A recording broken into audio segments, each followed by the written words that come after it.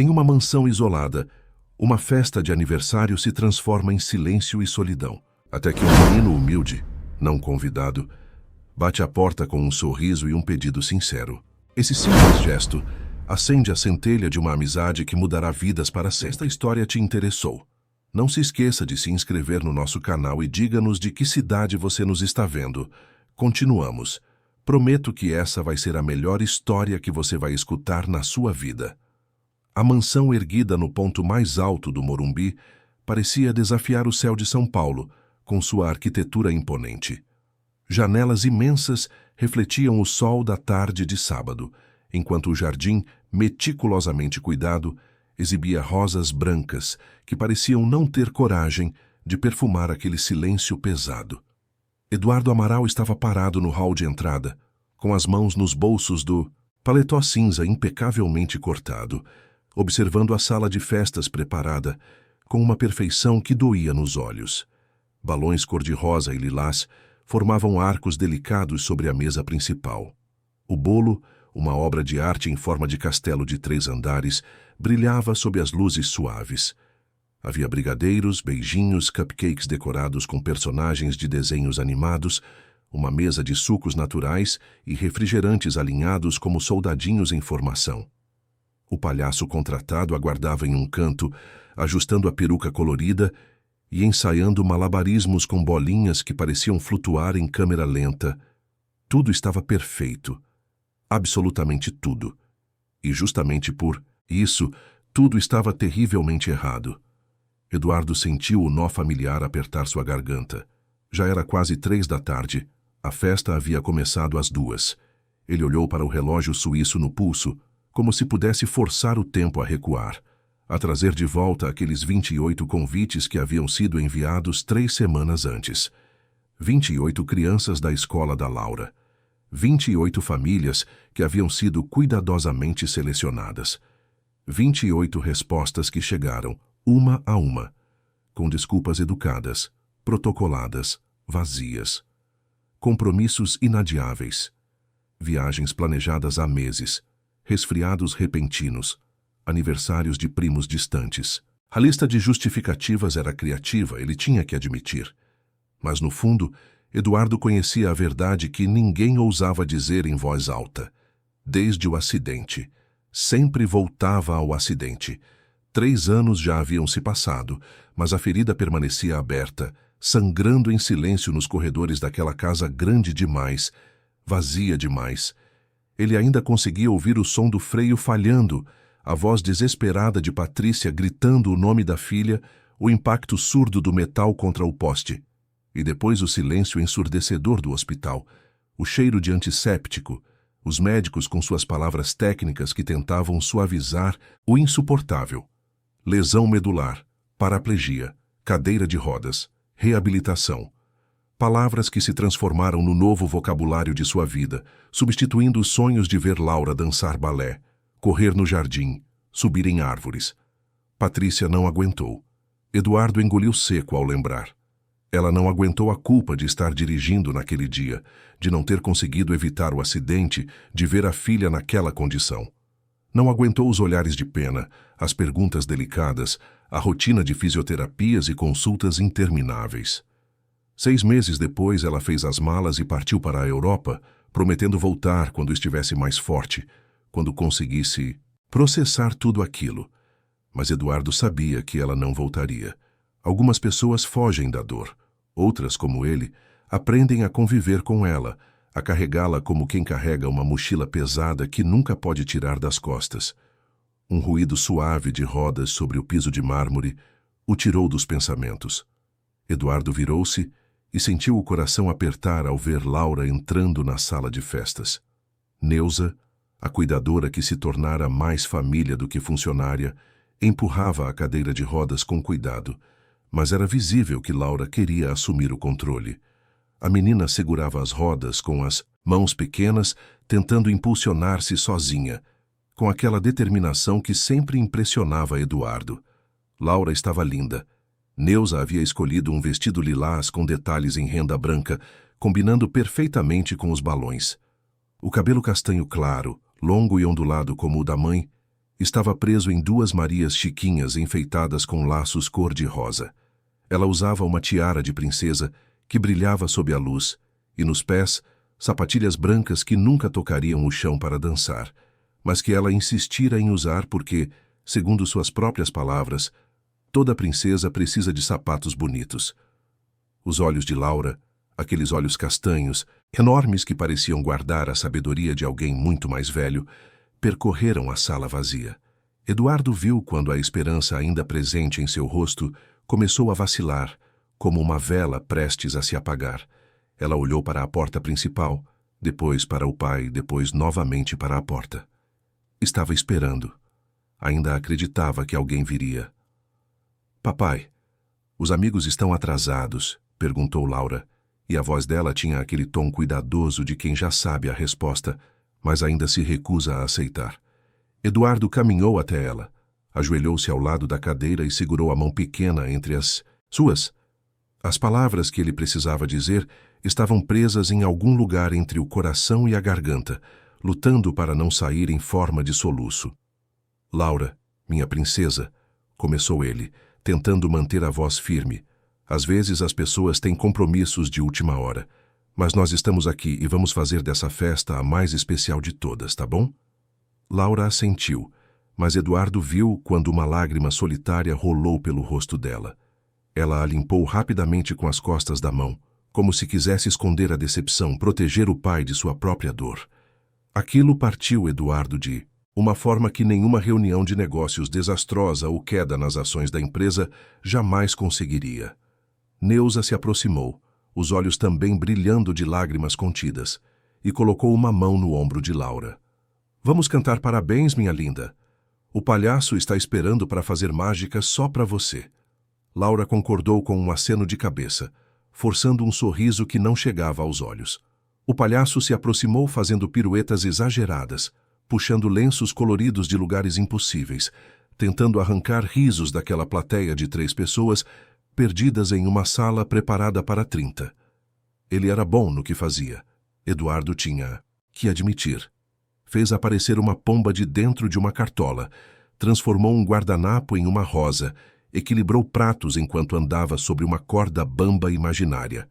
Laura aplaudia educadamente, mas era evidente que cada truque de mágica, cada piada ensaiada, apenas ressaltava o vazio ao redor. Quando chegou a hora de cantar parabéns, Neuza acendeu as 8 velinhas coloridas cravadas no castelo de chocolate. Eduardo e ela cantaram juntos, suas vozes ecoando pela sala enorme, perdendo-se nos cantos decorados onde deveriam estar as vozes de 28 outras crianças. Laura fechou os olhos, fez um pedido silencioso e soprou, as velas com toda a força que conseguiu reunir. Eduardo se perguntou o que ela havia pedido. Amigos? A mãe de volta? Voltar a andar?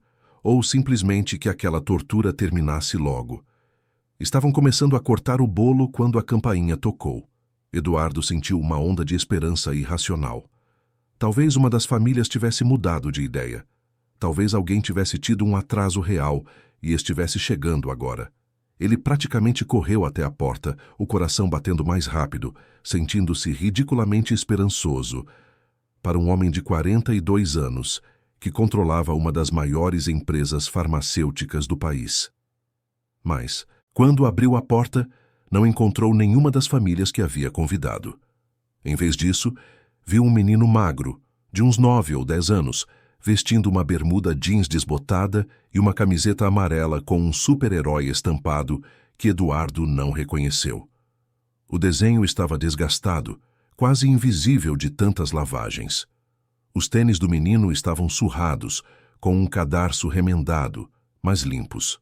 Seus olhos escuros brilhavam com uma mistura de timidez e determinação, e ele segurava nas mãos um embrulho pequeno, envolto em papel de presente que havia sido claramente reaproveitado, com as dobras e marcas de um uso anterior. "Boa tarde, senhor", disse o menino, e Eduardo notou que sua voz tremia levemente, mas era educada, cuidadosa. "Eu vi os balões e ouvi que tinha uma festa. É aniversário de alguém?" Eduardo piscou, surpreso. Olhou além do menino, tentando identificar se havia algum adulto por perto, algum responsável. Mas o menino estava sozinho.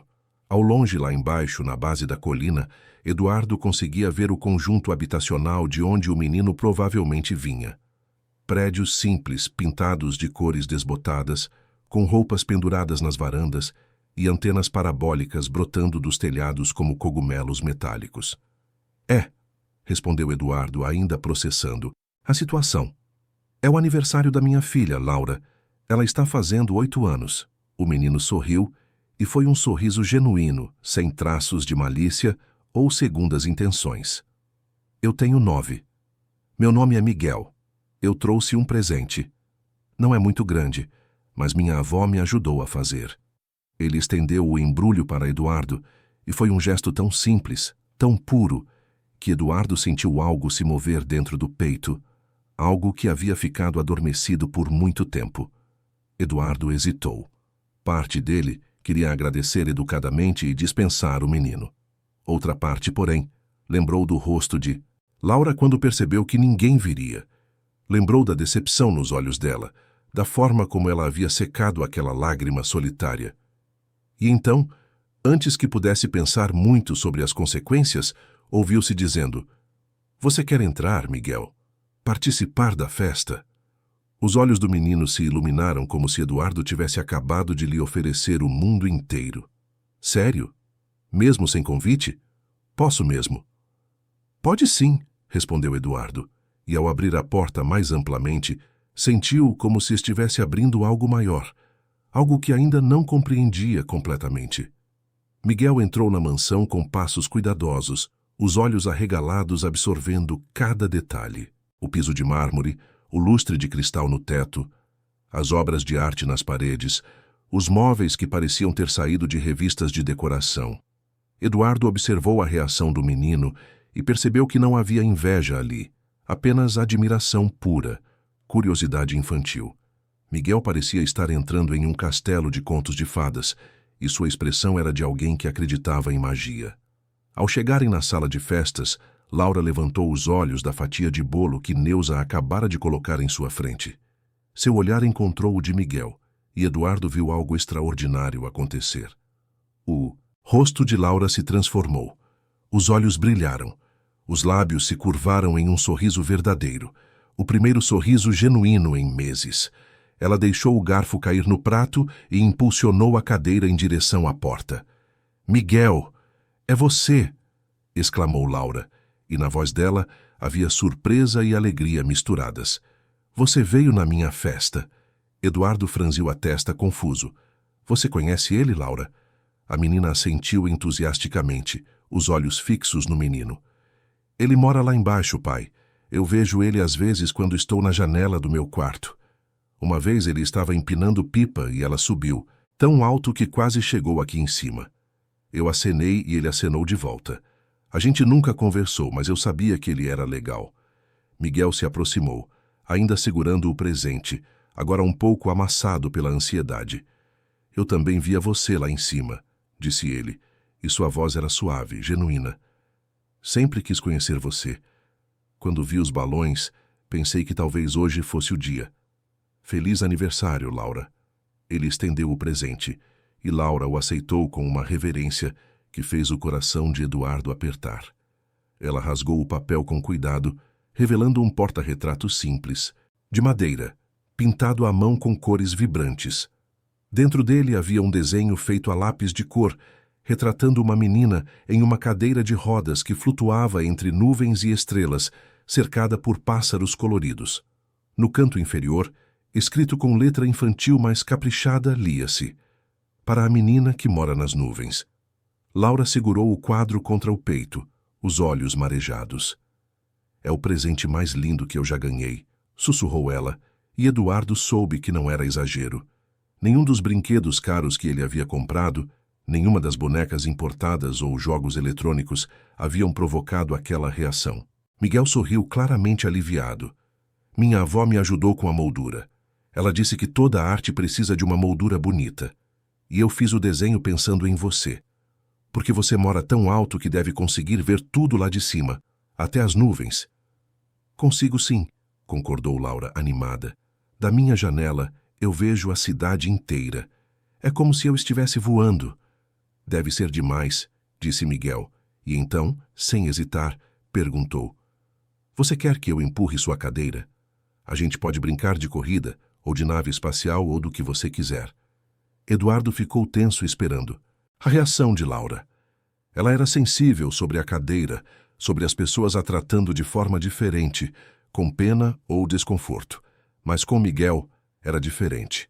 Ele não olhava para a cadeira como se fosse uma tragédia. Olhava como se fosse parte dela, tão natural quanto seus olhos castanhos ou suas Marias Chiquinhas. Não havia pena ali, apenas aceitação. Quero sim, respondeu Laura, a voz cheia de entusiasmo. Vamos fazer de conta que minha cadeira é uma nave espacial e a gente está explorando planetas distantes. E assim, na sala enorme, que momentos antes parecia um mausoléu de esperanças perdidas, 2 gritos de alegria começaram a ecoar. Miguel empurrava a cadeira em círculos, enquanto Laura estendia os braços como asas, gritando comandos imaginários para desviar de asteroides invisíveis.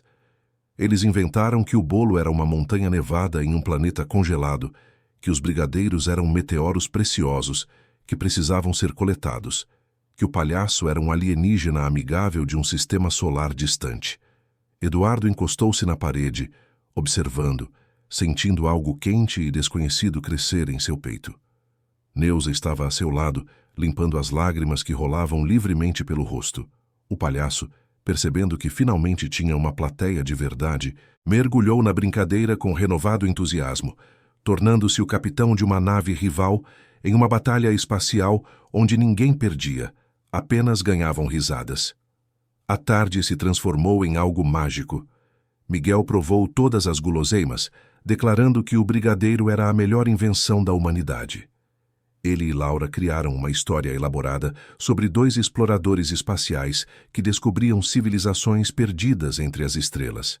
A cadeira deixou de ser uma limitação e tornou-se uma ferramenta de aventura, transformada pela imaginação em carruagem, nave, cápsula de teletransporte. Em determinado momento, Laura quis mostrar a Miguel seu quarto. Eduardo os acompanhou, subindo a escada enquanto Neuza levava a cadeira pelo elevador, instalado ao lado. O quarto de Laura era um universo em si. Paredes pintadas de lilás suave, estantes repletas de livros e bonecas, uma coleção impressionante de quebra-cabeças montados e emoldurados, e a janela enorme que dava para a cidade. Miguel aproximou-se da janela, os olhos arregalados. Nossa, daqui dá para ver tudo mesmo. Olha, consigo ver meu prédio. Ele apontou para o conjunto habitacional lá embaixo, e Laura aproximou a cadeira para olhar junto. Qual é o seu? Perguntou ela. O amarelo, 3º andar, 4ª janela. Vê aquela roupa azul pendurada? É lá. Eu moro com minha avó, meu pai e minha mãe. Sua família parece legal, comentou Laura, e na voz dela havia uma pontada de melancolia que Eduardo reconheceu. Era a saudade da mãe, sempre presente, sempre doendo. É sim, respondeu Miguel. Minha avó faz o melhor feijão do mundo. E meu pai trabalha de motorista de ônibus, então ele conhece a cidade inteira. E minha mãe é copeira em uma escola. Ela sempre traz desenhos que as crianças fazem pra gente. Que legal, disse Laura. Minha mãe mora longe agora. Mas meu pai está sempre aqui. E a Neuza também. Eles cuidam de mim, sua casa é muito grande, observou Miguel. Você fica sozinha aqui dentro? Às vezes, admitiu Laura. É grande demais. Às vezes eu queria que fosse menor, sabe? Mais aconchegante. Como deve ser a sua? Miguel pensou por um momento. Lá em casa é pequeno, mas tem amor. Minha avó sempre diz que casa boa não é a que tem muito espaço, mas a que tem muito carinho. Eduardo, ouvindo aquilo de onde estava, sentiu as palavras atingirem algo profundo dentro dele. Quando foi a última vez que aquela mansão havia sido preenchida com carinho, com um calor humano genuíno? Ele trabalhava 16 horas por dia, chegava em casa exausto, jantava sozinho no escritório enquanto revisava relatórios. Laura tinha tudo que o dinheiro podia comprar, mas ele nunca havia parado para perguntar se ela tinha o que o dinheiro não conseguia comprar. Presença, conexão, uma família de verdade. O sol começava a se pôr quando Miguel finalmente disse que precisava ir embora. Laura segurou a mão dele por mais tempo do que necessário, como se temesse que ao soltá-lo ele desapareceria e tudo voltaria a ser como antes. Você volta, Miguel? Você vai ser meu amigo. De verdade? Perguntou ela, e a vulnerabilidade naquela pergunta foi como uma faca no peito de Eduardo. Volto sim, prometeu Miguel. Sério. Amigos de verdade não somem. Minha avó sempre diz que a amizade é tipo planta. Precisa regar todo dia para crescer forte. Então eu vou regar nossa amizade todos os dias, declarou Laura decidida. Eduardo acompanhou Miguel até a porta. Antes de deixá-lo ir, colocou a mão no ombro do menino. Obrigado, Miguel. Você não sabe o quanto sua presença significou hoje. Miguel sorriu, aquele sorriso que parecia iluminar tudo ao redor. Foi a melhor festa que eu já... Fui, senhor Eduardo. Mesmo sem ser convidado no começo, mesmo assim foi a melhor. Você é bem-vindo aqui sempre, Miguel. Sempre, disse Eduardo, e pela primeira vez em muito tempo, realmente quis dizer. Depois que Miguel partiu, descendo a rua íngreme em direção ao conjunto habitacional, Eduardo voltou para dentro e encontrou Laura no quarto, segurando o porta-retratos que o menino havia feito. Ela olhou para o pai com um brilho nos olhos que ele não via há anos. Hoje foi o melhor aniversário da minha vida, papai, disse ela. Não porque teve festa grande ou muitos presentes, mas porque eu fiz um amigo de verdade, um amigo que me vê como eu sou, não como a menina da cadeira de rodas. Eduardo ajoelhou-se ao lado da cadeira e abraçou a filha, sentindo as lágrimas finalmente correrem livremente. Você tem razão, minha princesa, tem toda a razão. E eu prometo que vamos fazer dessa amizade algo especial. Vamos cuidar dela, regar ela, como o Miguel disse. Naquela noite, depois que Laura adormeceu abraçada ao porta-retratos, Eduardo ficou na janela do próprio quarto, olhando para a cidade que se estendia abaixo. Conseguia ver as luzes do conjunto habitacional onde Miguel morava. Pensou na simplicidade daquela casa pequena que o menino havia descrito, cheia de amor e feijão caseiro.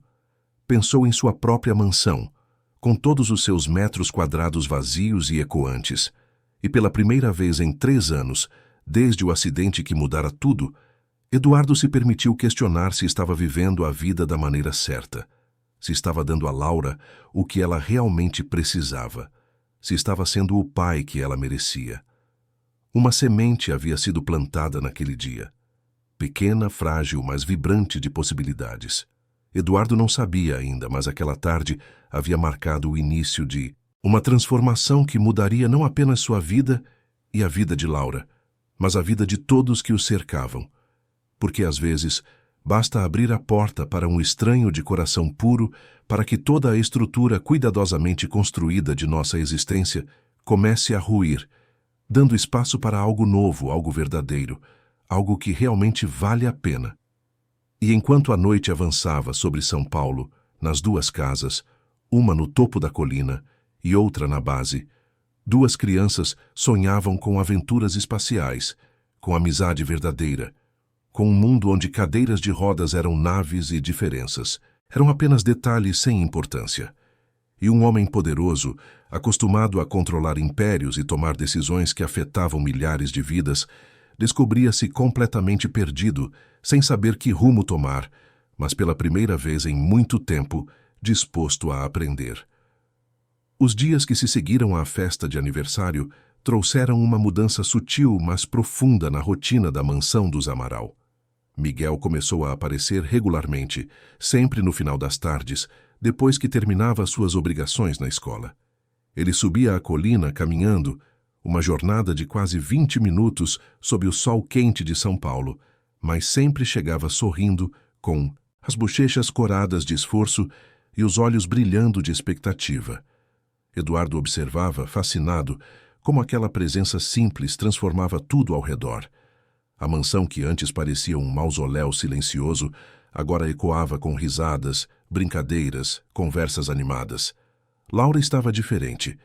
Acordava mais cedo, escolhia suas roupas com cuidado, praticava exercícios de fisioterapia com renovado entusiasmo porque queria ficar mais forte para as aventuras que ela e Miguel inventavam. Neuza comentava que não via a menina tão viva desde antes do acidente, e suas palavras carregavam um misto de alegria e melancolia, como quem testemunha um milagre pequeno, mas significativo. Miguel nunca chegava de mãos vazias. Às vezes, trazia desenhos que havia feito durante as aulas, sempre com temas de super-heróis, espaçonaves ou dragões amigáveis. Outras vezes, trazia histórias que sua avó contava, narrativas sobre bondade, coragem e amizade verdadeira. Certa tarde apareceu com um origami complicado de um pássaro que havia aprendido a fazer em uma oficina gratuita no centro comunitário. Ele ensinou Laura a dobrar o papel, guiando suas mãos pequenas com paciência infinita, até que ela conseguisse criar seu próprio pássaro de papel. Eles penduraram as criações no quarto de Laura, transformando o teto em um céu particular de aves coloridas que pareciam voar em formação. Eduardo começou a chegar mais cedo em casa.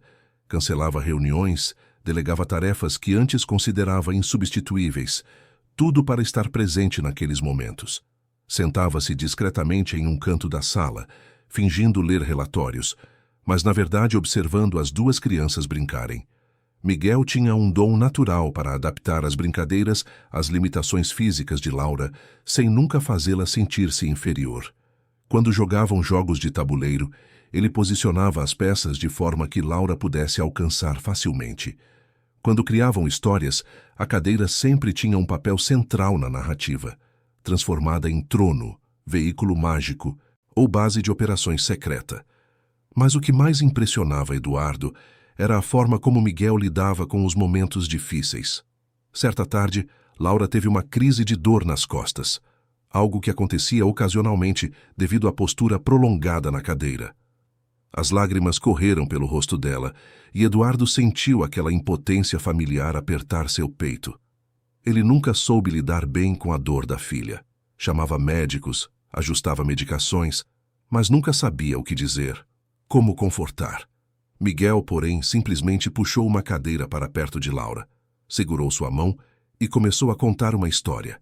Não era uma história qualquer, mas uma narrativa sobre uma princesa guerreira que enfrentava dragões com coragem, mesmo quando tudo doía, porque sabia que depois da tempestade sempre vinha o arco-íris.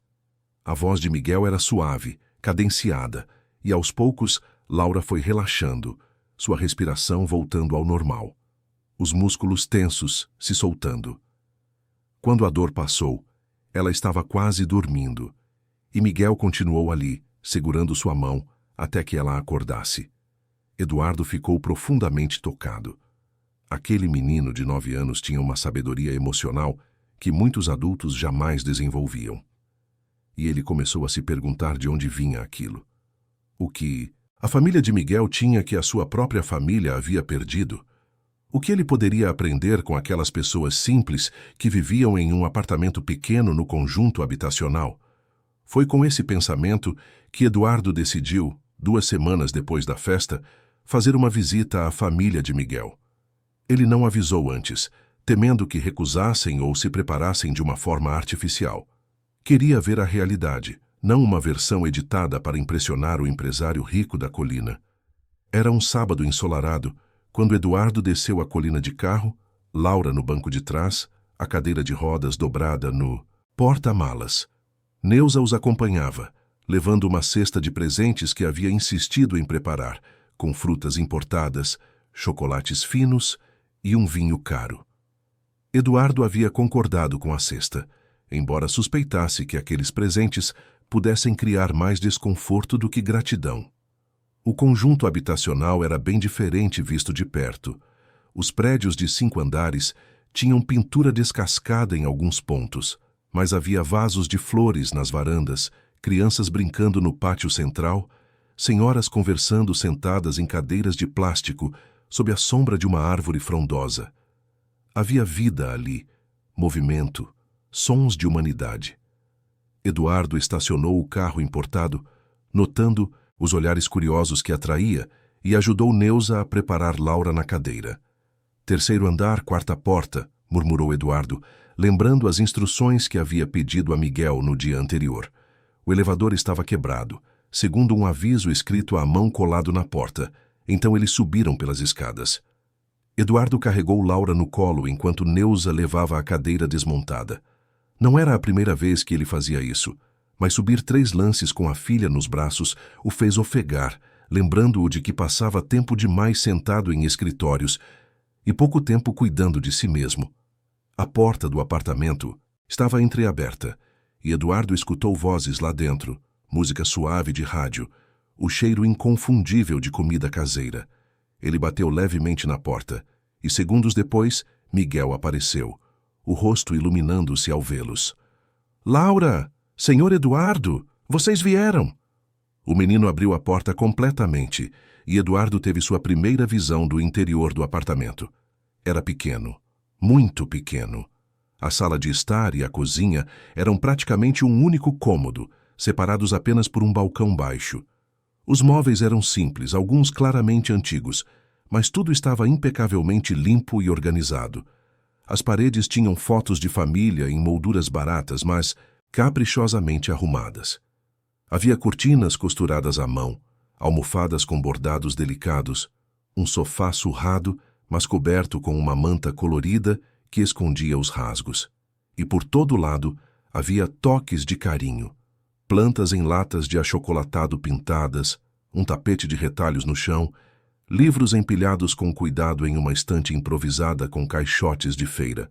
Uma mulher idosa apareceu da cozinha, enxugando as mãos em um avental florido. Eduardo soube imediatamente que era a avó de Miguel. Ela tinha cabelos grisalhos presos em um coque, olhos escuros que irradiavam bondade e um sorriso que iluminava todo o rosto enrugado. Era magra, de estatura baixa, mas havia uma dignidade em sua postura que imediatamente comandava respeito. "Bem-vindos", disse ela, a voz suave mas firme. "Eu sou Célia, a avó do Miguel. Que alegria receber vocês em nossa casa. Por favor, entrem, fiquem à vontade." Eduardo entrou carregando Laura e Neuza o seguiu com a cadeira e a cesta. Ele sentiu-se subitamente constrangido, como se estivesse invadindo um espaço sagrado. Célia pegou a cesta das mãos de Neuza com um sorriso gentil, mas Eduardo percebeu um leve desconforto em seus olhos ao ver a extravagância dos presentes. "Não precisavam se incomodar", disse. "Célia, mas agradecemos a gentileza. Sentem-se, por favor." Estava justamente preparando o almoço. "Esperem que eu chamo o Júlio e a Mariana." Ela desapareceu por um corredor estreito e momentos depois 2 adultos entraram na sala. O pai de Miguel, Júlio, era um homem alto e forte, de pele morena curtida pelo sol, mãos grandes e calejadas de quem trabalha pesado. Vestia uma camiseta simples e calça jeans, e seu aperto de mão foi firme, mas gentil. Mariana, a mãe, era uma mulher de sorriso tímido e olhos bondosos, usando um vestido simples de algodão e chinelos de dedo. Havia traços de cansaço em seu rosto, mas também uma serenidade que Eduardo raramente via nas pessoas que conhecia. "É uma honra recebê-los", disse Júlio, e sua voz tinha a sinceridade de quem não conhece falsidade. "Miguel não para de falar de vocês. Da Laura, principalmente. Ele diz que ela é a menina mais corajosa que conhece." Laura corou, sorrindo. "Miguel, que é especial. Ele é meu melhor amigo." A conversa inicial foi um pouco tensa, com ambos os lados claramente tentando encontrar um terreno comum. Mas aos poucos, a atmosfera foi se aquecendo. Célia serviu café coado na hora, acompanhado de pão de queijo caseiro que derretia na boca. Eduardo, acostumado com cafés expressos importados e croissants de padarias francesas, descobriu que nunca havia provado nada tão bom quanto aquele pão de queijo feito com amor em uma cozinha minúscula. Miguel levou Laura para ver seu quarto, um espaço que ele dividia com os pais. Havia uma cortina dividindo o ambiente, criando um cantinho para ele com uma cama de solteiro, uma estante cheia de livros da biblioteca municipal e desenhos colados nas paredes. Laura ficou encantada com a coleção de super-heróis de papel que Miguel havia feito, figuras recortadas, de revistas e reforçadas com papelão. Enquanto as crianças brincavam, Eduardo ficou na sala conversando com Júlio, Mariana e Célia. E foi nessa conversa que ele começou a entender de onde vinha a sabedoria de Miguel. Júlio contou sobre sua rotina como motorista de ônibus, acordando às 4 da manhã todos os dias, dirigindo pelas ruas caóticas de São Paulo, lidando com trânsito, passageiros estressados e jornadas extenuantes. Mas ele falava com orgulho do trabalho, da dignidade de servir a cidade, de conhecer pessoas de todas as esferas da vida. Mariana compartilhou sobre seu emprego como copeira em uma escola municipal, servindo merenda para centenas de crianças carentes, muitas das quais aquela era a única refeição decente do dia. Ela falava com ternura das crianças, de como aprendia com a inocência delas, com sua capacidade de encontrar alegria nas menores coisas. Mas foi Célia quem mais tocou Eduardo. Ela contou sobre sua vida, sobre ter criado 4 filhos sozinha depois que o marido a deixou, sobre ter trabalhado como faxineira, lavadeira, cozinheira, qualquer coisa que pagasse as contas, sobre ter estudado à noite para conseguir terminar o ensino médio aos 50 anos, um feito do qual se orgulhava imensamente, e sobre ter ensinado aos filhos e agora ao neto, que riqueza não se media em dinheiro, mas em caráter, em bondade, em capacidade de amar e ser amado. Meu marido, que Deus o tenha, era médico, contou Célia. E Eduardo notou uma mudança em sua voz, algo entre orgulho e melancolia. Ele se chamava Antônio. Trabalhou a vida inteira pesquisando formas de tornar medicamentos cardíacos acessíveis para crianças pobres. Era apaixonado por essa causa. Dizia que toda criança merecia a chance de crescer com um coração saudável, independente de quantos zeros os pais tinham na conta bancária. Eduardo sentiu algo se mexer dentro dele. Ele trabalhava com medicamentos, controlava uma das maiores farmacêuticas do país, mas nunca havia pensado naqueles termos. Para ele, medicamentos eram produtos, linhas em planilhas, margens de lucro, estratégias de mercado. Ele sabia, intelectualmente, que salvavam vidas, mas havia perdido a conexão humana com o que realmente significava. Antônio passou anos desenvolvendo uma pesquisa, continuou Célia, os olhos brilhando com lágrimas contidas. Uma fórmula para medicamento cardíaco infantil que seria barata de produzir, mas eficaz. Ele queria patentear e doar para o governo produzir gratuitamente, mas ele faleceu antes de terminar. Um ataque cardíaco súbito. A ironia não passou despercebida para mim.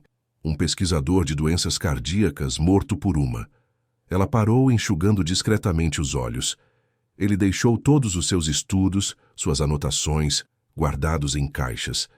Eu nunca soube o que fazer com aquilo. Não tenho conhecimento científico para entender se era realmente revolucionário ou apenas o sonho de um idealista. Eduardo estava paralisado. Havia algo profundamente importante naquela história, algo que ele ainda não conseguia processar completamente. Uma pesquisa sobre medicamentos cardíacos infantis acessíveis. Exatamente o tipo de coisa que sua empresa deveria estar fazendo, mas não fazia porque não era lucrativo o suficiente. A conversa foi interrompida por risadas vindas do quarto. Miguel e Laura haviam criado um teatro de sombras usando uma lanterna e suas mãos projetando figuras na parede. Eduardo e os outros foram ver e encontraram as 2 crianças completamente absortas em uma história sobre um cavaleiro e uma princesa, que salvavam um reino de um dragão que, no final, era só um dragão solitário que precisava de amigos. O almoço foi servido na pequena mesa da cozinha. Célia havia preparado um banquete simples, mas delicioso. Arroz soltinho, feijão temperado com perfeição, frango assado com ervas, salada fresca e farofa, crocante. Eduardo comeu mais do que comia há meses, surpreso com o sabor genuíno de comida feita com carinho. Na mansão, ele tinha um chefe particular que preparava pratos sofisticados com ingredientes importados, mas nada se comparava à simplicidade daquela refeição compartilhada em uma mesa apertada, onde todos se tocavam. Durante o almoço, Célia contou histórias da infância de Miguel, de como ele sempre foi uma criança empática, preocupada com os outros. Ela relembrou o dia em que ele tinha 5 anos e voltou da escola descalço porque havia dado seus tênis para um colega que não tinha nenhum. Ou a vez em que usou toda a sua mesada para comprar lápis de cor para uma menina nova na escola, que não tinha material. Júlio e Mariana ouviam com orgulho claro nos olhos, e Eduardo entendeu que aquela criança excepcional era o resultado de uma criação baseada em valores sólidos e amor incondicional. Depois do almoço, enquanto Célia e Mariana lavavam a louça, recusando educadamente a ajuda de Neuza, Eduardo ficou na varanda minúscula do apartamento com Júlio. Dali, eles podiam ver a mansão no topo da colina, destacando-se contra o céu. Deve ser diferente viver lá em cima, comentou Júlio, sem inveja na voz, apenas curiosidade genuína. Tanta paz, tanto espaço. É diferente, concordou Eduardo, mas não necessariamente melhor. Vocês têm algo lá em cima que eu perdi há muito tempo. Vocês têm conexão, têm presença, têm amor que não depende de nada além de vocês mesmos. Júlio sorriu. Aquele sorriso de quem conhece verdades simples, mas profundas. Dinheiro é importante, senhor Eduardo. Não vou fingir que não é. Eu sei o que é passar aperto, ver a mãe trabalhando até os ossos, preocupar-se com contas. Mas eu também sei que dinheiro nunca criou laços. Só o tempo, a paciência e o amor fazem isso. Eduardo olhou para a mansão, vendo-a com novos olhos. De repente, ela parecia menos imponente e mais vazia. Um símbolo de conquistas profissionais que não haviam se traduzido em felicidade pessoal. Ele havia escalado todos os degraus do sucesso empresarial, mas em algum lugar do caminho havia perdido de vista o que realmente importava. Quando chegou a hora de ir embora, Laura não queria partir. Ela e Miguel haviam se tornado inseparáveis durante aquelas poucas horas, e a promessa de se verem novamente no dia seguinte parecia distante demais. Célia abraçou Laura com ternura, tratando a cadeira de rodas como se fosse parte natural da menina, sem desconforto ou pena excessiva. Você é sempre bem-vinda aqui, minha querida, disse Célia. Nossa casa é pequena, mas nosso coração é grande o suficiente para todos que quiserem entrar. No caminho de volta para a mansão, Eduardo dirigia em silêncio, processando tudo o que havia visto e ouvido.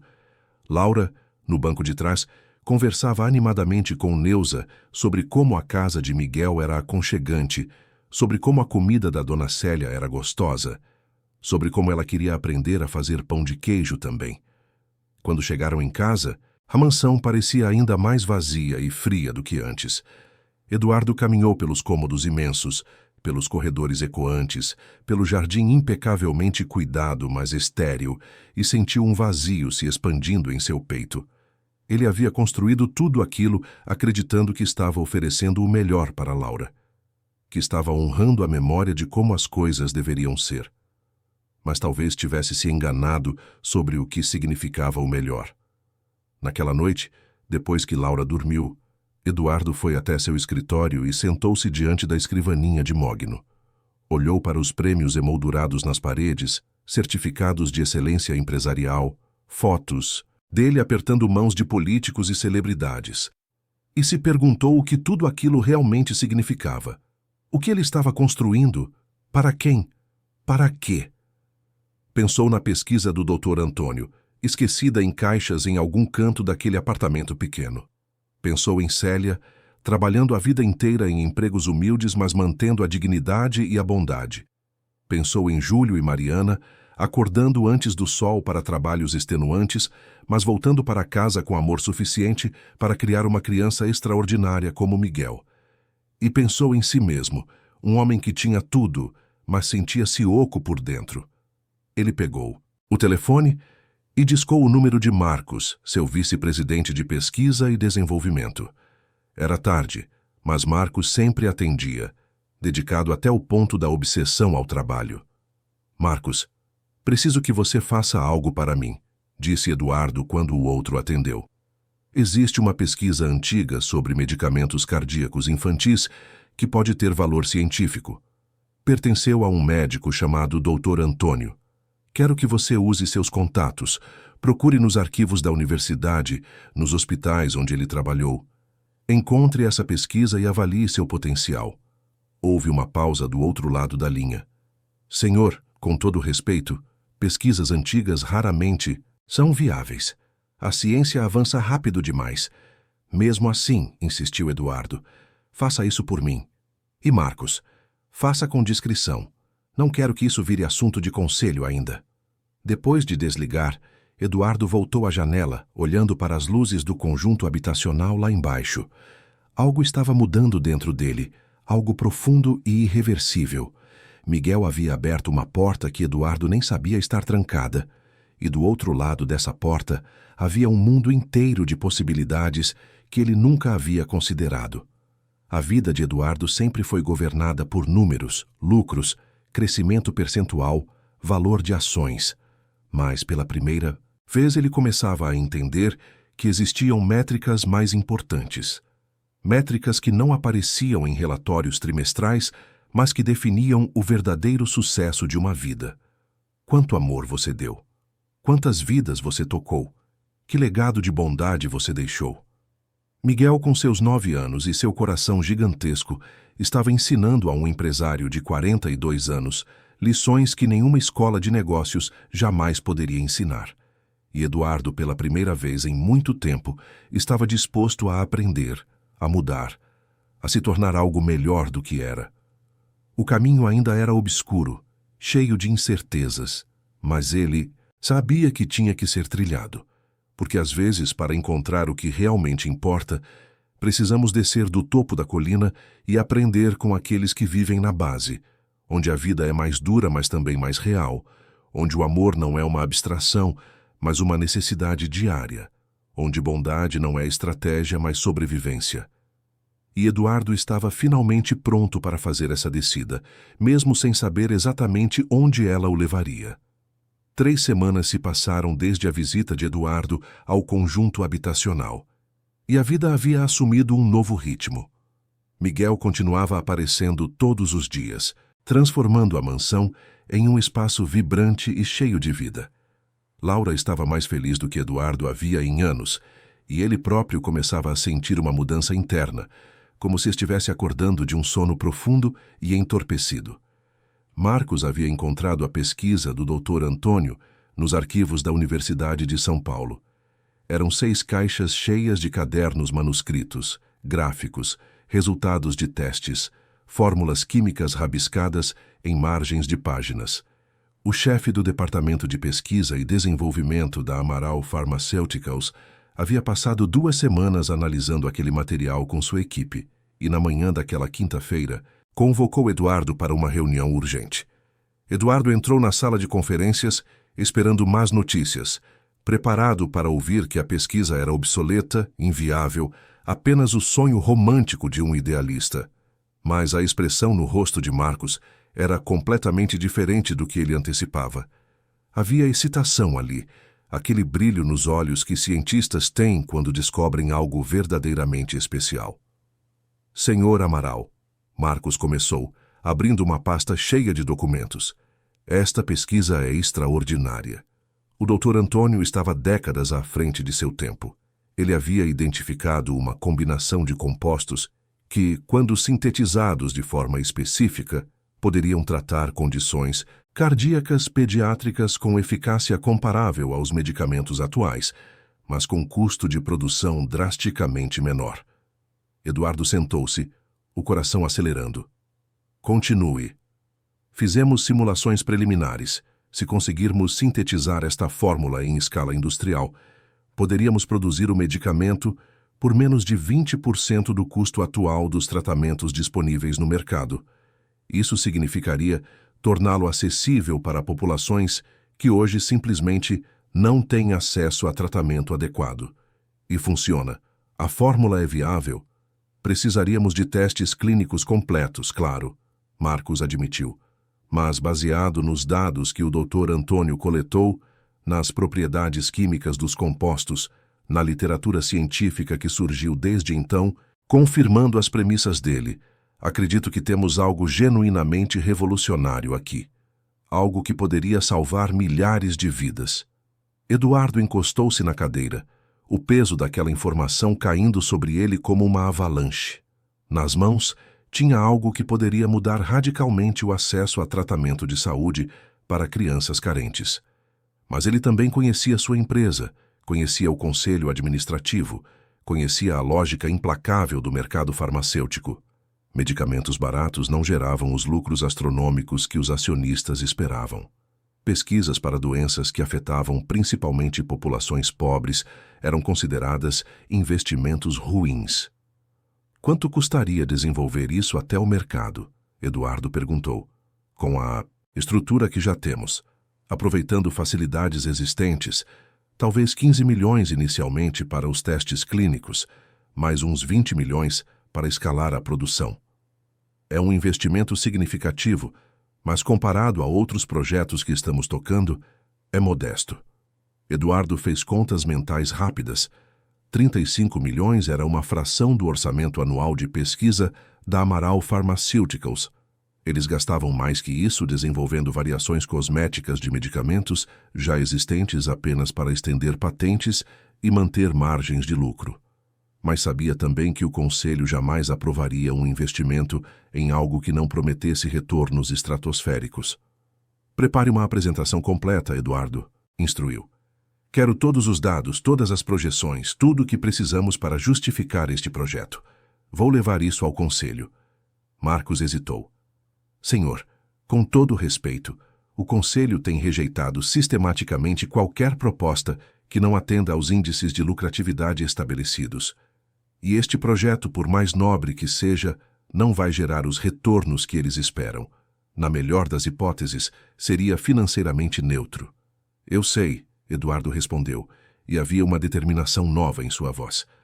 Mas ainda assim vou tentar. Prepare a apresentação. Naquela tarde, Eduardo voltou para casa mais cedo, a mente fervilhando com possibilidades e estratégias.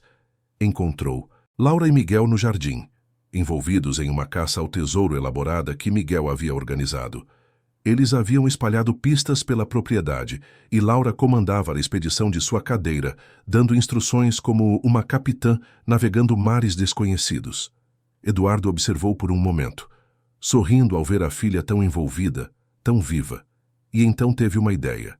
Chamou Miguel discretamente, pedindo para conversar em particular. Miguel, preciso te pedir uma coisa. Eduardo começou, ajoelhando-se para ficar na altura dos olhos do menino. Aquelas caixas de pesquisa do seu avô que sua avó guarda. Você acha que ela me emprestaria por um tempo? Há algo importante que preciso fazer com elas. Os olhos de Miguel brilharam com curiosidade e um toque de orgulho. Claro, senhor Eduardo. Minha avó sempre diz que o trabalho do vovô deveria ajudar as pessoas, não ficar juntando poeira. Ela ficaria feliz em saber que alguém está interessado. Eduardo agradeceu e combinou de buscar os materiais no fim de semana. Mas o destino tinha outros planos. Na manhã seguinte, uma sexta-feira que prometia ser comum, tudo mudou em questão de minutos. Eduardo estava em uma reunião com investidores quando seu celular vibrou insistentemente. Ele ignorou as primeiras chamadas, mas quando viu que eram 5 ligações seguidas de Júlio, um arrepio percorreu sua espinha. Algo estava errado.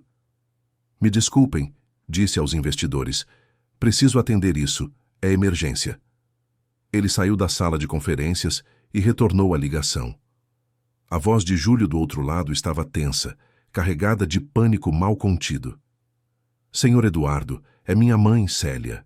Ela desmaiou em casa. Estamos no Hospital das Clínicas. Os médicos dizem que é o coração dela.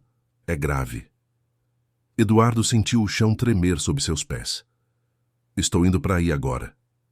Ele cancelou todas as reuniões do dia, pegou o carro e dirigiu até o hospital em velocidade perigosa. O Hospital das Clínicas estava lotado como sempre, corredores cheios de pessoas esperando, cheiro forte de desinfetante, aquela atmosfera pesada de sofrimento e esperança misturados. Encontrou Júlio e Mariana na sala de espera da cardiologia, ambos com expressões destruídas de preocupação. Como ela está? Eduardo perguntou, colocando uma mão solidária no ombro de Júlio. Estável agora, mas os médicos disseram que ela teve uma arritmia cardíaca severa. O coração dela está muito fraco. Júlio passou a mão pelo rosto, tentando conter as emoções. Eles precisam fazer exames mais detalhados, mas já falaram em medicação de longo prazo, possivelmente cirurgia no futuro.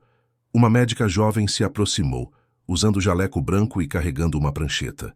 Ela se apresentou como Dra. Ana Figueiredo, cardiologista responsável pelo caso. A situação da senhora Célia requer tratamento imediato, ela explicou. Seu tom profissional, mas não insensível. Ela tem cardiomiopatia dilatada em estágio avançado. Precisamos iniciar um protocolo medicamentoso específico para estabilizar a função cardíaca e prevenir futuros episódios. Qual medicamento? Eduardo perguntou, embora parte dele já soubesse a resposta. A doutora Figueiredo consultou sua prancheta. Cardiomax Plus é o mais eficaz para o quadro dela. Infelizmente o é. Um medicamento de alto custo, não coberto completamente pelo SUS. O tratamento mensal ficaria em torno de R$3.000. Eduardo viu o rosto de Júlio empalidecer. R$3.000 era provavelmente metade do salário dele, talvez mais. Com aluguel, contas, alimentação, não havia como arcar com aquele custo todo mês. O Cardiomax Plus, Eduardo disse lentamente, é produzido pela minha empresa, pela Amaral Pharmaceuticals. Houve um silêncio pesado. Júlio e Mariana olharam para Eduardo com uma mistura de esperança e constrangimento. A doutora Figueiredo ergueu as sobrancelhas, surpresa. Nesse caso, talvez o senhor possa ajudar, ela disse cuidadosamente. Este é exatamente o tipo de situação onde o acesso a medicamentos se torna uma questão de vida ou morte. Eduardo sentiu o peso de múltiplas ironias caindo sobre ele como martelos. Ele controlava a empresa que produzia o medicamento que poderia salvar a vida da mulher que havia mostrado a ele o verdadeiro significado de bondade. A mesma empresa que cobrava preços que tornavam aquele medicamento inacessível para pessoas como Célia. A mesma empresa que rejeitava pesquisas que poderiam criar alternativas mais baratas porque não geravam lucros suficientes. Vou cuidar disso, Eduardo disse, sua voz firme. A senhora Célia terá todo o tratamento necessário, sem custo algum para a família. Vou providenciar pessoalmente. Senhor Eduardo, Júlio começou, claramente desconfortável. Nós não podemos aceitar caridade. Não é caridade, Eduardo interrompeu. É o mínimo que posso fazer por uma mulher que tem sido tão importante para minha filha e para mim. E além disso, ele acrescentou, olhando diretamente nos olhos de Júlio, é o certo a fazer. Nas semanas que se seguiram, enquanto Célia se recuperava lentamente em casa com o tratamento fornecido por Eduardo, algo dentro dele começou a ferver. Ele via os números nos relatórios da empresa e eles ganhavam um novo significado. Cada porcentagem de lucro aumentado significava famílias que não conseguiam comprar medicamentos. Cada bônus gordo distribuído aos executivos significava pessoas morrendo por falta de acesso a tratamento. Eduardo começou a fazer perguntas incômodas nas reuniões. Questionou por que o Cardiomax Plus custava tanto quando os custos de produção eram uma fração do preço de venda. Perguntou por que não investiam em medicamentos para doenças negligenciadas que afetavam milhões de pessoas pobres. Desafiou a lógica de gastar fortunas em marketing de medicamentos para disfunção erétil, enquanto crianças morriam por falta de acesso a antibióticos básicos. As respostas eram sempre as mesmas. Responsabilidade fiduciária com os acionistas. Necessidade de manter margens competitivas. Realidade do mercado farmacêutico. Palavras vazias que tentavam justificar o injustificável. Foi então que Eduardo tomou a decisão mais radical de sua vida profissional. Ele convocou uma reunião extraordinária do Conselho Administrativo da Amaral Pharmaceuticals, marcada para uma segunda-feira chuvosa de novembro. Passou o fim de semana preparando uma apresentação que sabia que seria recebida com choque, raiva e resistência feroz. Na manhã da reunião, Eduardo chegou cedo ao escritório central da empresa, um prédio de vidro e aço no coração da Avenida Paulista. A sala do conselho era imponente, com uma mesa enorme de jacarandá, cadeiras de couro italiano, telas de última geração para apresentações. 12 membros do conselho estavam presentes, homens e mulheres em ternos impecáveis, portfólios milionários, expressões de quem estava acostumado a controlar impérios. Eduardo começou sua apresentação mostrando os números usuais. Lucros em alta, expansão internacional bem-sucedida, novos produtos em desenvolvimento. O conselho ouvia com aprovação, acenando satisfeito. Mas então ele mudou de rumo. No entanto, começou Eduardo, sua voz ecoando pela sala. Quero propor uma mudança fundamental na direção desta empresa. Quero que repensemos nossa missão, nossos valores, nosso propósito. Ele projetou na tela a pesquisa do Dr. Antônio, explicou seu potencial revolucionário, mostrou as projeções de Marcos, falou sobre milhões de crianças que poderiam ter acesso a tratamento cardíaco se o medicamento fosse desenvolvido e oferecido a preços acessíveis. A sala estava em silêncio, mas Eduardo podia sentir a tensão crescendo. E então ele apresentou o que sabia que seria a bomba. Proponho que a Amaral Pharmaceuticals invista 35 milhões no desenvolvimento deste medicamento. Mais do que isso, proponho que reduzamos os preços de nossos medicamentos essenciais em 40%, tornando-os acessíveis para populações de baixa renda. Proponho a criação de um fundo social que forneça medicamentos gratuitos para quem não pode pagar. E proponho que redirecionemos 20% de nosso orçamento de marketing para a pesquisa de doenças negligenciadas. A explosão de reações foi imediata. Roberto Tavares, o principal acionista minoritário, um homem de 60 anos com expressão perpetuamente irritada, foi o primeiro a se manifestar. Eduardo, você perdeu completamente o juízo. Isso seria suicídio corporativo. Nossos lucros cairiam, nossas ações despencariam. Seríamos engolidos pela concorrência. Outros membros do conselho se juntaram ao coro de objeções. Helena Andrade, representante dos investidores institucionais, falou sobre responsabilidades legais com os acionistas. Carlos Mendonça, do Departamento Financeiro, apresentou projeções catastróficas de perdas. Fernando Lins, veterano da indústria farmacêutica, chamou a proposta de ingênua e irresponsável. Eduardo os deixou falar, absorvendo cada crítica, cada argumento, cada ataque. E então, quando a tempestade diminuiu momentaneamente, ele respondeu. Vocês estão certos, disse ele, surpreendendo a todos. Do ponto de vista puramente financeiro, esta proposta reduziria nossos lucros a curto prazo. Mas eu pergunto, para que serve uma empresa? Para enriquecer meia dúzia de executivos e investidores? Ou para cumprir um propósito que vá além dos números em um balanço trimestral? Ele caminhou até a janela olhando para a cidade lá embaixo, milhões de pessoas lutando para sobreviver, muitas delas sem acesso aos medicamentos que sua empresa produzia. Conheci recentemente uma família, Eduardo continuou. Uma família humilde que vive em um apartamento pequeno, que trabalha duro todos os dias por salários modestos.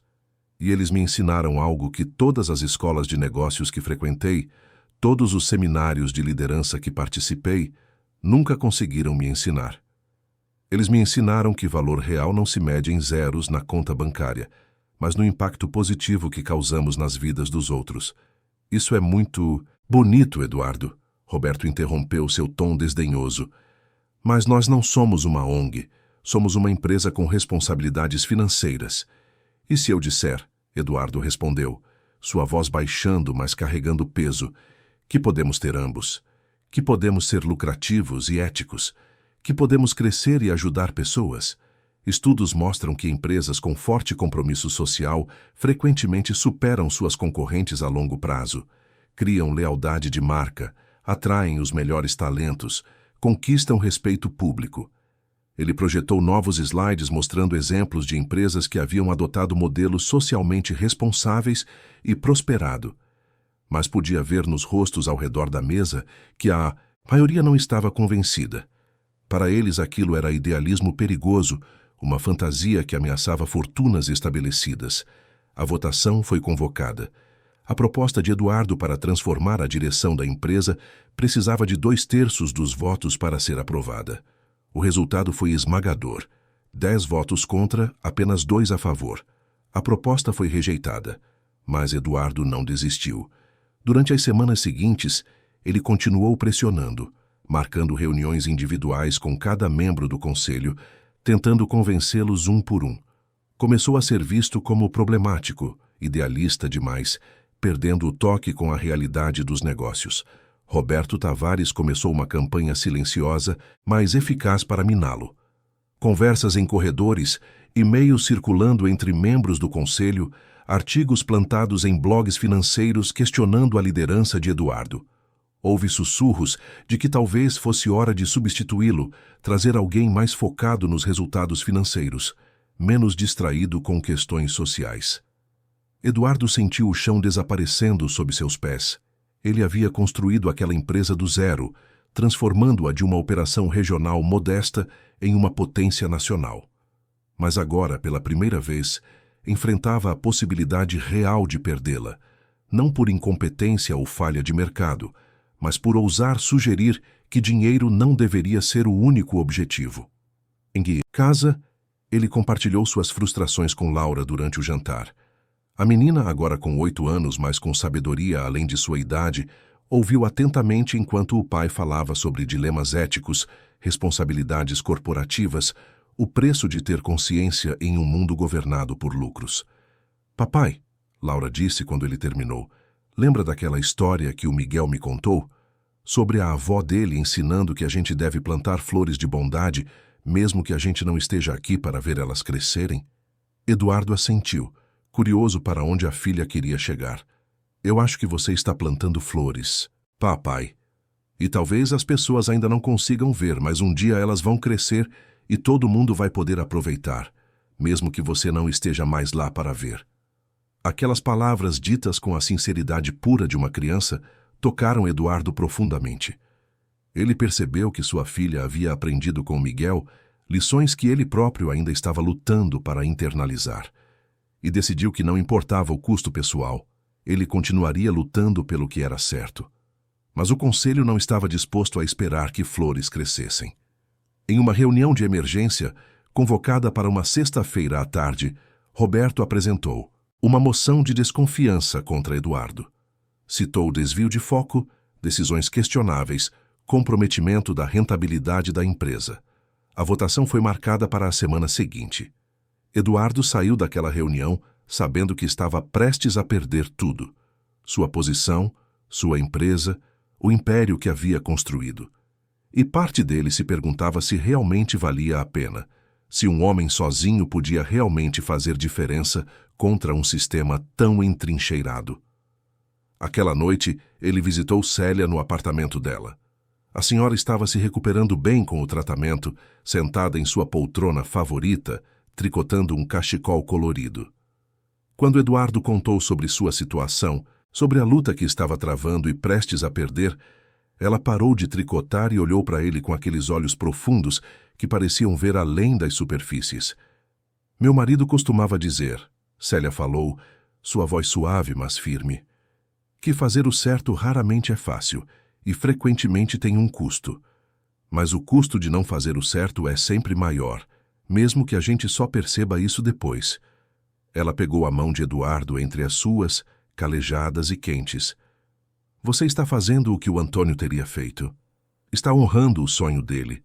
E não importa o que aconteça, isso tem valor.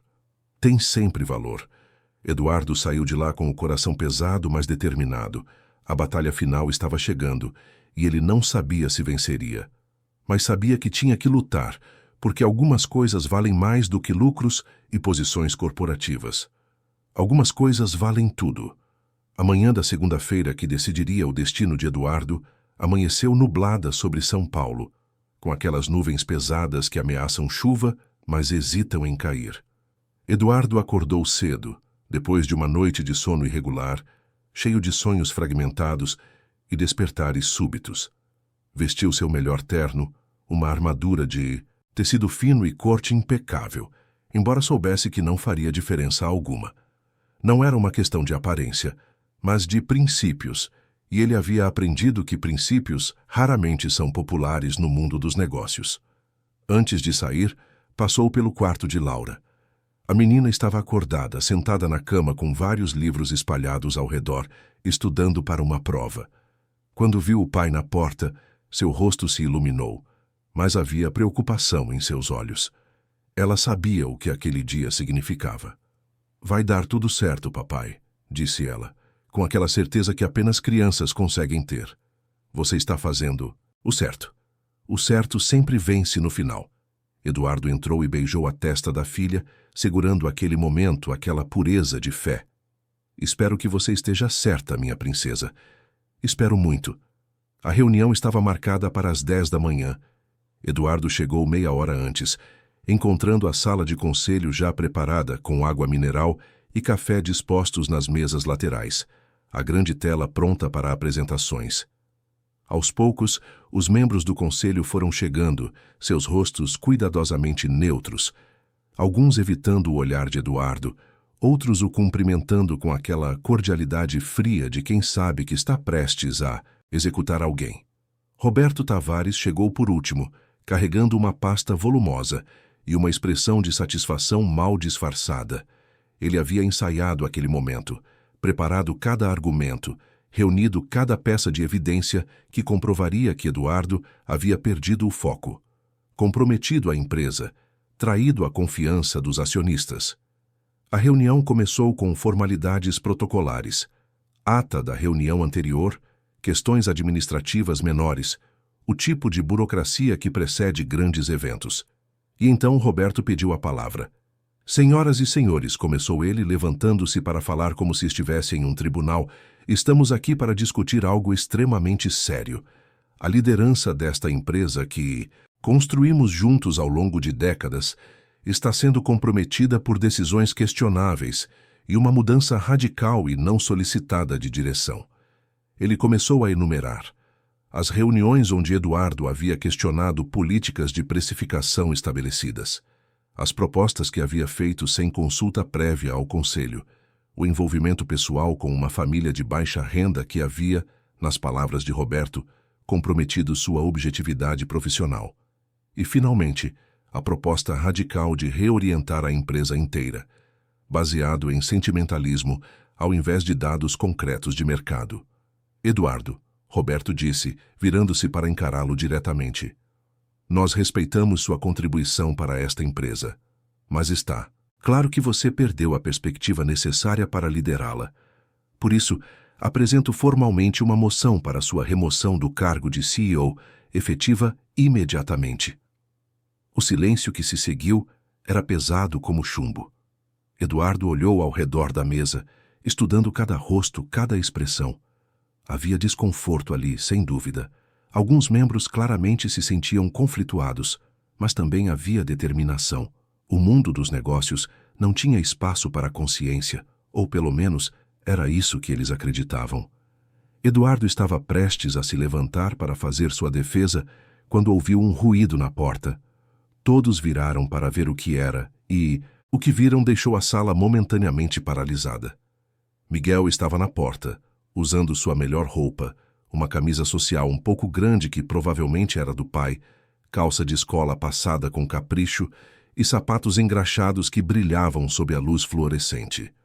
Ao lado dele, em sua cadeira de rodas, estava Laura, vestida com um vestido bonito e um blazer que a fazia parecer mais velha, mais séria. Atrás deles, Neuza segurava algumas caixas e ao lado dela estava a doutora Ana Figueiredo, a cardiologista do hospital. Desculpe interromper, disse Miguel, sua voz tremendo levemente, mas surpreendentemente firme. Mas meu nome é Miguel Santos, e esta é minha amiga Laura. Nós viemos falar sobre meu avô, Dr. Antônio Santos. O que é isso, Eduardo? Roberto explodiu, claramente furioso. Você trouxe crianças para uma reunião do conselho? Isto é ultrajante. Eu não trouxe ninguém, Eduardo respondeu, igualmente surpreso. Mas acho que devemos ouvir o que eles têm a dizer. Helena Andrade, sempre a mais diplomática do conselho, gesticulou para que os visitantes entrassem. Está bem, vamos ouvir, mas sejam breves. Miguel entrou empurrando a cadeira de Laura, seguido por Neuza com as caixas e pela médica. Eduardo percebeu que aquelas eram as caixas da pesquisa de Dr. Antônio. Marcos devia ter as levado para o hospital para que a doutora Figueiredo as examinasse, e de alguma forma as crianças haviam descoberto sobre a reunião e decidido intervir. Meu avô, Miguel começou, e agora sua voz estava mais forte. Dedicou a vida inteira a tentar ajudar crianças doentes. Ele não era rico, não tinha laboratórios sofisticados, mas tinha um coração grande e uma mente brilhante. Ele acreditava que toda criança merecia viver, independente de quanto dinheiro seus pais tinham. O menino fez uma pausa, olhando ao redor da sala, seus olhos encontrando brevemente os de cada membro do conselho. Eduardo viu quando alguns deles desviaram o olhar, desconfortáveis sob aquele escrutínio inocente mas penetrante. Minha avó quase morreu há algumas semanas, continuou Miguel. Ela precisava de um remédio que nossa família não podia pagar. Mas o senhor Eduardo, ele ajudou. Ele deu o remédio de graça, mesmo sem nos conhecer direito. E sabe por quê? Porque ele entendeu algo que meu avô sempre dizia: que salvar vidas não é negócio, é dever. As palavras pairaram no ar, simples mas devastadoras em sua verdade. Roberto começou a protestar, mas Helena o silenciou com um gesto. A doutora Figueiredo deu um passo à frente. Se me permitem, gostaria de acrescentar algo de uma perspectiva médica. Ela abriu a pasta que carregava. Passei as últimas 2 semanas revisando a pesquisa do Dr. Antônio com uma equipe de especialistas. O que este homem desenvolveu é genuinamente revolucionário. Com os testes apropriados, este medicamento poderia transformar o tratamento cardíaco pediátrico, tornando-o acessível para milhões de crianças que hoje não têm opções. Mas a questão não é só científica, ela continuou. É ética. Como médica, vejo todos os dias famílias devastadas porque não podem pagar pelos tratamentos que seus filhos precisam. Vejo crianças que poderiam ser salvas, mas não são. Não por falta de conhecimento médico, mas por falta de acesso. E quando uma empresa tem o poder de mudar isso, tem também a responsabilidade moral de fazê-lo. Roberto estava visivelmente irritado agora. Com todo respeito, doutora, mas nós não somos uma instituição de caridade. Temos acionistas, obrigações legais. Foi então que Laura falou, sua voz clara e firme. Antes do meu acidente, eu tinha muitos amigos. Ou pelo menos eu achava que tinha. Mas quando fiquei na cadeira de rodas, todos desapareceram. Eles tinham desculpas, sempre tinham. Mas a verdade é que eles se afastaram porque eu era diferente, porque eu precisava de cuidados especiais, porque não era conveniente ser meu amigo. Ela pausou, olhando diretamente para Roberto. Mas o Miguel, ele apareceu quando ninguém mais apareceu. Ele não se importou com a minha cadeira. Ele só viu uma menina que precisava de um amigo. E sabe o que meu pai me ensinou desde então? Que o verdadeiro valor de uma pessoa ou de uma empresa não está no quanto ela ganha, mas no quanto ela se importa. Eduardo sentiu lágrimas queimando seus olhos. Sua filha de 8 anos estava dando uma lição de ética a homens e mulheres de 40, 50, 60 anos. Pessoas que haviam construído fortunas, mas esquecido como ser humanas. Miguel deu mais um passo à frente. Minha avó sempre diz uma coisa. Ela diz que a gente deve plantar flores de bondade, mesmo que a gente não esteja aqui para ver elas crescerem. Meu avô plantou essas flores. Ele trabalhou anos e anos numa pesquisa que não ia deixar ele rico, mas que ia ajudar muita gente. E ele morreu antes de terminar. Mas as flores ainda estão aqui, nestas caixas, esperando alguém com coragem suficiente para fazê-las crescer. O menino olhou para Eduardo e havia orgulho naquele olhar. O senhor Eduardo, ele tem essa coragem. Ele está disposto a perder tudo para fazer o certo. E vocês? O olhar de Miguel varreu a sala. Vocês vão deixar ele fazer isso sozinho? Ou vão ajudar a plantar flores também? O silêncio que se seguiu foi diferente do anterior. Não era mais um silêncio de tensão ou desconforto, mas de reflexão profunda. Eduardo viu quando algo mudou nas expressões ao redor da mesa. Helena tinha os olhos marejados. Carlos Mendonça estava visivelmente abalado. Até Roberto parecia ter perdido parte de sua arrogância beligerante. Helena foi a primeira a falar. Eu tenho uma neta. Ela tem 5 anos. Olhando para a Laura agora, eu me pergunto que tipo de mundo estamos construindo para elas. Um mundo onde apenas os ricos sobrevivem? Onde lucro vale mais que vidas? Carlos se juntou a ela. Entrei nesta indústria há 30 anos porque queria ajudar as pessoas. Em algum lugar do caminho, esqueci disso. Perdi de vista por que comecei. Um por um, membros do conselho começaram a falar. compartilhando suas próprias dúvidas, seus conflitos internos entre obrigações financeiras e consciência moral. Nem todos mudaram de posição. Roberto continuou firme em sua oposição, assim como 2 outros membros mais conservadores. Mas algo fundamental havia mudado na atmosfera da sala. Quando finalmente chegou a hora de votar, o resultado foi diferente do esperado. 7 votos para manter Eduardo como CEO e implementar suas propostas, 5 contra. A margem era estreita, mas suficiente. Eduardo sentiu as pernas fraquejarem de alívio, mas mais do que alívio, sentiu uma gratidão profunda. Não apenas por ter mantido seu cargo, mas por ter testemunhado algo extraordinário. 2 crianças, com sua inocência e clareza moral, haviam feito o que ele sozinho não conseguiria.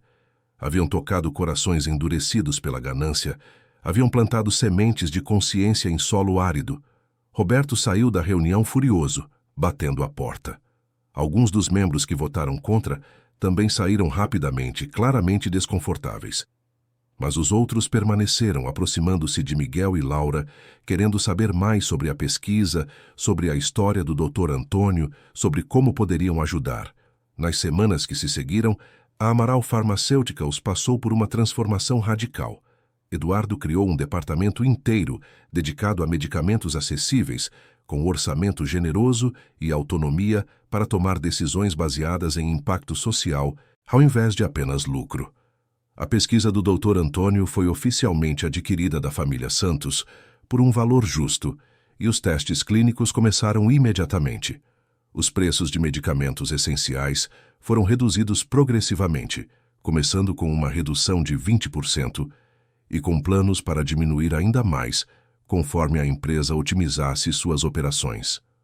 Um fundo social foi estabelecido, fornecendo tratamentos gratuitos para famílias comprovadamente carentes, e a empresa começou a investir pesadamente em doenças negligenciadas que afetavam principalmente populações pobres. As reações foram mistas. Alguns analistas de mercado criticaram as mudanças, prevendo queda nas ações e perda de competitividade. Alguns acionistas venderam suas participações, insatisfeitos com a nova direção. Roberto e outros membros do conselho que haviam votado contra eventualmente se demitiram, incapazes de aceitar a transformação. Mas algo surpreendente aconteceu. A história da mudança na Amaral Pharmaceuticals viralizou na mídia. Jornais, sites, programas de televisão começaram a cobrir a transformação de uma empresa farmacêutica que havia escolhido pessoas sobre lucros. A imagem pública da empresa melhorou drasticamente. Consumidores começaram a escolher medicamentos da Amaral especificamente por causa de suas práticas éticas. Talentos brilhantes, especialmente jovens pesquisadores idealistas, começaram a procurar a empresa para trabalhar. E 6 meses depois da reunião fatídica, algo ainda mais surpreendente. Os lucros haviam não apenas se mantido, mas aumentado. A lealdade de marca, a publicidade positiva, a redução de gastos supérfluos em marketing agressivo, tudo contribuiu para uma performance financeira que surpreendeu até os céticos mais ferrenhos. Eduardo estava em seu escritório numa tarde de sexta-feira, quando Marcos bateu à porta, carregando uma pasta cheia de documentos. Os resultados dos testes clínicos preliminares do medicamento, baseado na pesquisa do Dr. Antônio, estavam prontos. Senhor Amaral, Marcos disse, e havia emoção genuína em sua voz, funcionou. O medicamento não apenas funciona, mas supera as expectativas. Se conseguirmos aprovação regulatória, e não vejo razão para não conseguirmos, estaremos prontos para a produção em massa em 18 meses. E o custo? Ele pausou, sorrindo. Será menos de 15% do que os tratamentos atuais cobram. Eduardo fechou os olhos, deixando aquela informação penetrar. Milhares, talvez milhões de crianças teriam acesso a tratamento que antes era impossível. O sonho do Dr. Antônio, guardado em caixas por anos, finalmente se tornaria realidade. Naquela noite, Eduardo organizou um jantar especial na mansão. Convidou Célia, Júlio, Mariana e Miguel. Neuza preparou um banquete, misturando os pratos sofisticados que Eduardo Apreciava com as receitas caseiras que havia aprendido com Célia. A grande mesa da sala de jantar, que costumava sentar vazio e imponente, agora estava cheia de vida, risadas, conversas animadas. Durante a sobremesa, Eduardo fez um brinde. Há duas crianças extraordinárias, disse ele, olhando para Miguel e Laura, que me ensinaram que coragem não tem nada a ver com poder ou dinheiro, mas com fazer o certo, mesmo quando é difícil. E ao Dr. Antônio, que ele levantou o copo em direção a Célia, cujo legado vai continuar salvando vidas por gerações. Célia, com lágrimas correndo pelo rosto enrugado, respondeu: Meu Antônio sempre dizia que o verdadeiro sucesso não é o que a gente acumula para si mesmo, mas o que a gente deixa para trás, que melhora o mundo. Ela olhou para Eduardo com profunda gratidão. Você está fazendo meu marido orgulhoso. Onde quer que ele esteja, ele está sorrindo. Depois do jantar, enquanto os adultos conversavam na sala, Miguel e Laura foram para o quarto dela. Estavam sentados perto da janela, olhando para a cidade iluminada lá embaixo, quando Miguel tirou um papel dobrado do bolso. Fiz isso para você, disse ele, entregando para Laura. É seu, certificado de melhor amiga do mundo. Laura abriu o papel e viu um desenho elaborado, com bordas decoradas de estrelas e corações, e no centro, escrito com capricho: Certificado oficial de melhor amiga, concedido a Laura Amaral, por ser corajosa, gentil e incrível. Assinado Miguel Santos, melhor amigo. Ela segurou o papel contra o peito, sorrindo. Vou guardar isso para sempre, junto com o porta-retratos que você me deu no meu aniversário. Vou guardar todas as lembranças de como você mudou minha vida. Eu não mudei nada, Miguel protestou. Eu só apareci numa festa. Você apareceu quando ninguém mais apareceu, Laura corrigiu. Você me viu quando todo mundo só via a cadeira. Você foi meu amigo quando eu achava que nunca mais teria amigos. Isso mudou tudo. Miguel sorriu, aquele sorriso que iluminava tudo ao redor. Minha avó estava certa então, sobre as flores de bondade. A gente planta e elas crescem em lugares que a gente nem imagina. Crescem mesmo, concordou Laura, e vão continuar crescendo. Por causa do seu avô, do meu pai, de todos nós. Vamos deixar um jardim inteiro para trás. 6 meses depois daquele jantar, Miguel chegou na mansão com seu boletim escolar. Estava em êxtase, praticamente saltando de alegria. Notas máximas em todas as matérias, especialmente em ciências. Ele mostrou para Laura com orgulho. Vou ser cientista, declarou ele, como meu avô. Vou pesquisar coisas que ajudem as pessoas. Vou fazer diferença no mundo. Você já está fazendo diferença, Laura disse, sorrindo. Você já mudou o mundo. Pelo menos mudou o meu mundo. Eduardo, observando as duas crianças da porta do quarto, sentiu seu coração transbordar. Ele pensou em tudo o que havia acontecido desde aquela festa de aniversário vazia. Como um menino simples, com seu coração puro e sua presença despretensiosa, havia catalisado uma transformação que ele nunca teria imaginado possível. A empresa estava florescendo de maneiras que iam muito além de números em balanços. Eles haviam se tornado líderes, não apenas em inovação farmacêutica, mas em responsabilidade social corporativa. Outras empresas começavam a seguir o exemplo, percebendo que ética e lucro não eram mutuamente exclusivos. O medicamento baseado na pesquisa do Dr. Antônio estava em fase final de aprovação, e as projeções indicavam que poderia beneficiar mais de 500 mil de crianças no primeiro ano de distribuição. Mas mais do que os números, mais do que os prêmios de responsabilidade social que começavam a chegar, mais do que os artigos elogiosos na imprensa, o que importava para Eduardo era o que ele via naquele momento. Sua filha, que havia passado por tanto sofrimento, tão isolada e solitária, agora ria livremente, confiante e amada. E um menino, que poderia facilmente ter se tornado apenas mais uma estatística de pobreza, agora tinha horizontes ilimitados, sonhos ambiciosos, potencial sendo nutrido. Aquela noite, depois que Miguel foi para casa e Laura dormiu, Eduardo ficou novamente na janela de seu quarto olhando para a cidade. Mas desta vez, não sentia o vazio de antes. Sentia conexão. Sentia propósito. Sentia que sua vida finalmente tinha significado que ia além de conquistas materiais. Ele pensou em uma frase que Célia havia compartilhado com ele, algo que o Dr. Antônio costumava dizer. O verdadeiro legado de uma pessoa não está no que ela constrói para si mesma, mas no que ela deixa para os outros. E Eduardo finalmente entendia aquilo em um nível profundo, visceral. Seu legado não seria a mansão na colina, ou as ações da empresa, ou a fortuna acumulada. Seria Laura, crescendo forte e confiante apesar das adversidades. Seria Miguel tendo todas as oportunidades para realizar seus sonhos.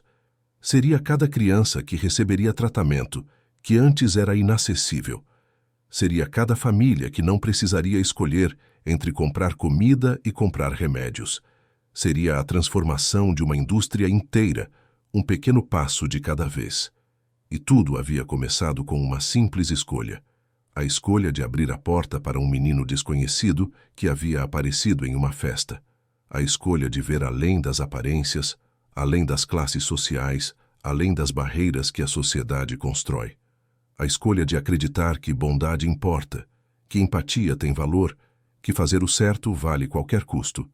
Eduardo sorriu para a noite de São Paulo, para as luzes que piscavam como estrelas terrestres, para o mundo cheio de desafios, mas também de possibilidades infinitas. E silenciosamente fez uma promessa. Não apenas para si mesmo, mas para Laura, para Miguel, para Célia, para o Dr. Antônio, para todas as pessoas cujas vidas ele tinha o poder de tocar. Continuaria plantando flores de bondade, todos os dias, de todas as formas possíveis, porque agora ele entendia que esse era o verdadeiro propósito de ter poder, de ter recursos, de ter oportunidades. Não era acumular mais, mas dar mais. Não era construir muros mais altos, mas pontes mais largas. Não era separar-se do resto da humanidade, mas conectar-se mais profundamente com ela. E talvez, apenas talvez, se todas as pessoas com poder fizessem escolhas parecidas, o mundo poderia se tornar o tipo de jardim que todos mereciam habitar. Um jardim plantado por muitas mãos, cuidado por muitos corações, onde flores de bondade cresceriam em abundância suficiente para todos. Aquela transformação de uma menina esquecida, de um menino simples e de um pai perdido, tinha se tornado algo muito maior. Havia se tornado uma história sobre o poder transformador da empatia, sobre a força revolucionária da inclusão, sobre a capacidade humana de escolher bondade, mesmo quando é difícil, especialmente quando é difícil. E como todas as grandes histórias, essa não tinha realmente um fim. Era apenas um começo. O começo de jardins sendo plantados em corações ao redor do mundo. O começo de uma nova forma de entender sucesso. O começo de reconexão com o que realmente importa na existência humana. Porque, no final, somos todos parte da mesma história. Ricos ou pobres, poderosos ou humildes, em cadeiras de rodas ou caminhando, todos compartilhamos a mesma necessidade fundamental. A necessidade de amar e ser amados, de importar e fazer diferença, de plantar flores que continuarão crescendo muito depois que partirmos, embelezando o mundo para aqueles que virão depois. E essa, Eduardo agora sabia com certeza absoluta, era a única coisa que realmente valia a pena. A única coisa que tornava a vida verdadeiramente vivida, a única coisa que, ao final de tudo, realmente importaria.